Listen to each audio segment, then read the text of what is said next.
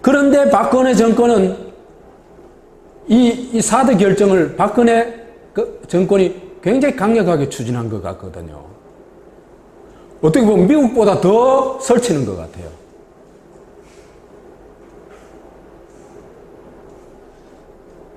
왜 이런 뻔히 보이는 파멸의 길을 택할까? 이 사람들은 국가적 차원에서 사고를 안 합니다. 우리가 그렇다고 생각하면 정말 착각이에요. 박근혜는 아예 인지 능력이 안 되니까 둘째 치고라도 박근혜 정권으로 볼 때 왜 일로 가게 되는가? 제가 볼 때는요, 이슈를 바꾸려고 하는 것 같습니다. 지금 한국에, 그죠?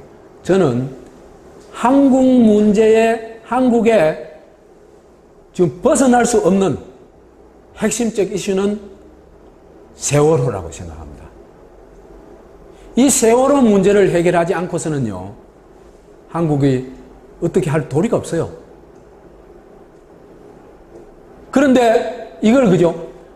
안보 위기, 경제 위기로 바꿔낼 수 있는 게 사드 배치입니다. 중국과의 어떤 적대적 관계, 또 북한과의 적대적 관계를 일부러 막 조성할 수도 있는 겁니다.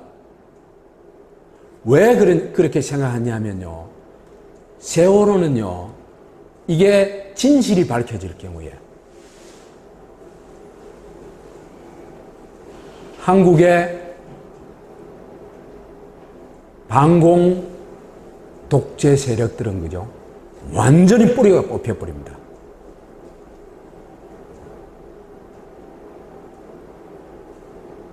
그래서 반공체제, 권력과 기득권을 유지하고 반공체제, 분단 조폭체제로 회귀하기 위해 가지고는 신냉전체제가 오히려 필요하다는 겁니다. 그동안 우리 정부가 펼쳐온 미중 사이의 균형 외교 전략을 한꺼번에 뒤집어버리는 이번 결정 때문에 한국이 치러야 할 대가는 매우 클 수도 있습니다. 그러니까 한미동맹이 어떻게 보면 북한만 상대하기도 버거운 상황인데 중국, 러시아라고 하는 특히 뭐 군사력에서는 세계 2위, 3위의 어떤 강대국들과 한국의 적대국가가 된다. 우리한테는 최악의 시나리오인 거죠. 최악의 시나리오인 거죠. 사드가 들어오면요, 동맹의 성격이 전환이 됩니다. 그러니까 북한을 억제하는 동맹에서 지역 동맹으로 전환이 됩니다. 더 복잡해지는 거고요. 그러니까 강대국 국제정치 우리가 소비해야 돼요. 그러면 우리가 강대국 국제정치 소비해서 전쟁도 났죠. 분단도 됐죠. 그리고 식민지도 됐죠. 우리의 의도와는 상관없이. 강대국이 그렇게 해버렸어. 한국은 지난 20여 년 동안 동북아 지역에서 비교적 균형 잡힌 입장을 취해왔습니다. 그러나 박근혜 정부의 사드 배치는 한국의 기존 전략을 근본에서부터 뒤흔드는 최악의 한 수가 될 수도 있습니다. 탐함대 사령관 정도의 문제가 아니더란 말이에요. 해군 참모총장이 통영함이라고 하는 우리나라 최신의 구조 전문함을 대우조선소에서 완성을 지어서 인수만 하면 되는 상태였습니다. 아직까지 소유는 대우조선이지만 발주한 사람은 방위사업청이고 해군 참모총장이 써야 되니까 3자 간의 합의서를 씁니다. 당일날 4월 16일 명령을 내렸는데 누군가 차단을 합니다. 못 가게 합니다. 또 명령을 내렸는데 또 차단합니다. 그때 저는 해군 참모총장이 소신이 있는 사람이다라는 생각을 했습니다. 한 번 명령을 내렸는데 차단했을 때는 자기가 거역하지 못하는 집단이나 세력이나 누군가가 차단했을 거 아니겠습니까? 그런데도 한 번 더 명령을 내린 것은 대단한 행위라고 생각합니다. 또 차단을 합니다. 누가 차단했을까요? 합참의장? 국방장관? 대통령? 대통령은 아닐 것 같아요. 차단해야 되는지 말아야 되는지 잘 모르잖아요. 그죠?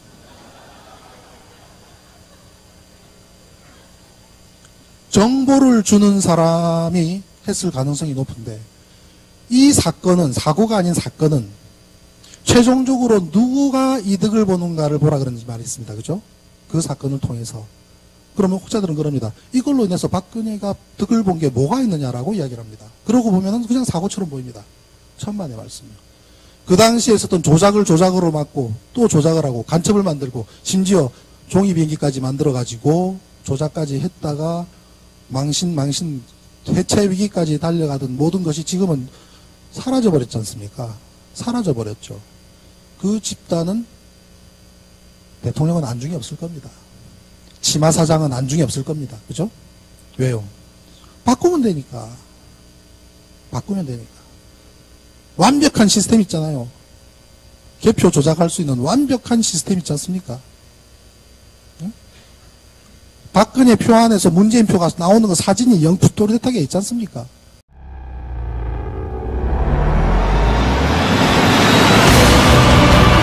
어떻게 저를 의심하실 수가 있습니까? 누가 보냈어? 우리 죽이라고. 나 끝까지 갑니다.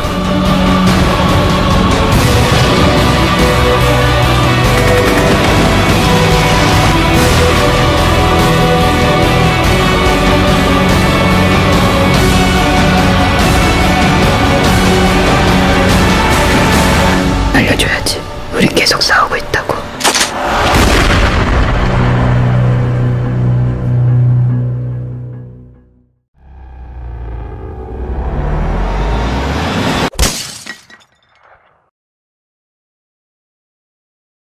그래서 반공체제, 권력과 기득권을 유지하고 반공체제, 분단 조폭체제로 회귀하기 위해 가지고는 신냉전체제가 오히려 필요하다는 겁니다.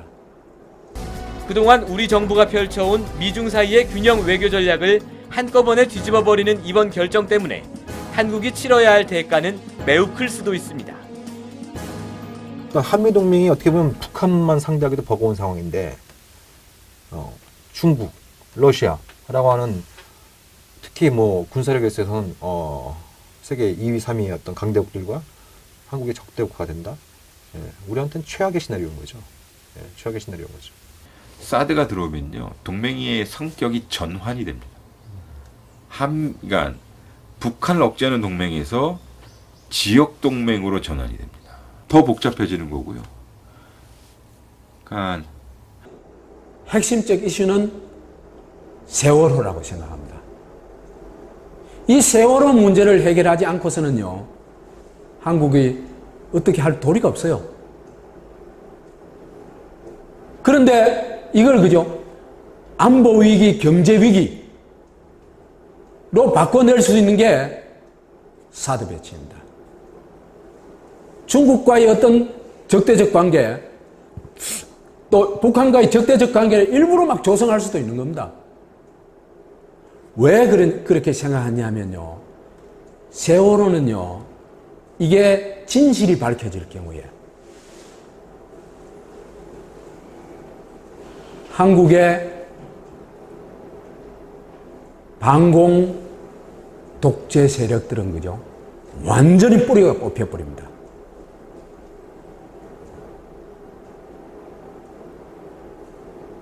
그런데 박근혜 정권은 이 사드 결정을 박근혜 정권이 굉장히 강력하게 추진한 것 같거든요. 어떻게 보면 미국보다 더 설치는 것 같아요.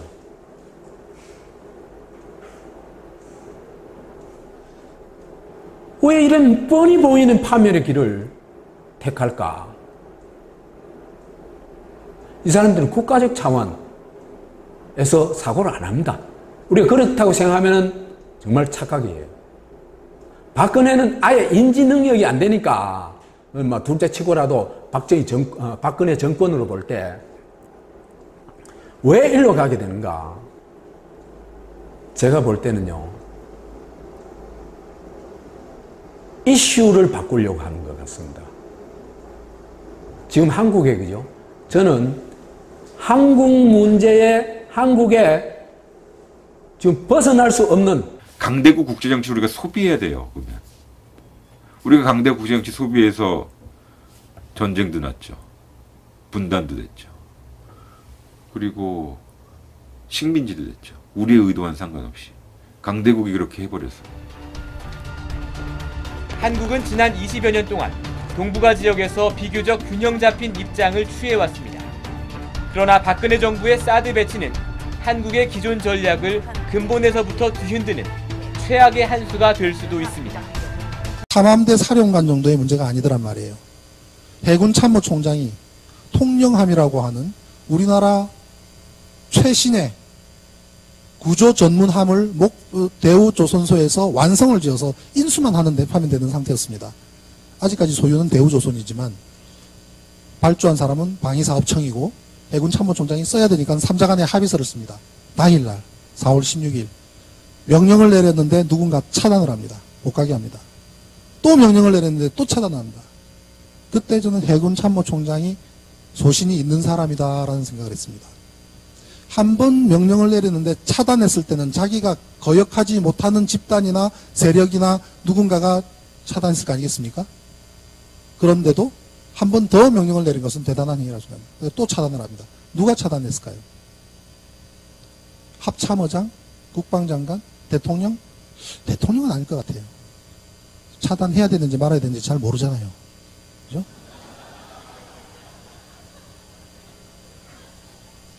정보를 주는 사람이 했을 가능성이 높은데 이 사건은 사고가 아닌 사건은 최종적으로 누구가 이득을 보는가를 보라 그런 말이 있습니다. 그죠? 그 사건을 통해서. 그러면 혹자들은 그럽니다. 이걸로 인해서 박근혜가 득을 본 게 뭐가 있느냐라고 이야기를 합니다. 그러고 보면 그냥 사고처럼 보입니다. 천만의 말씀이요.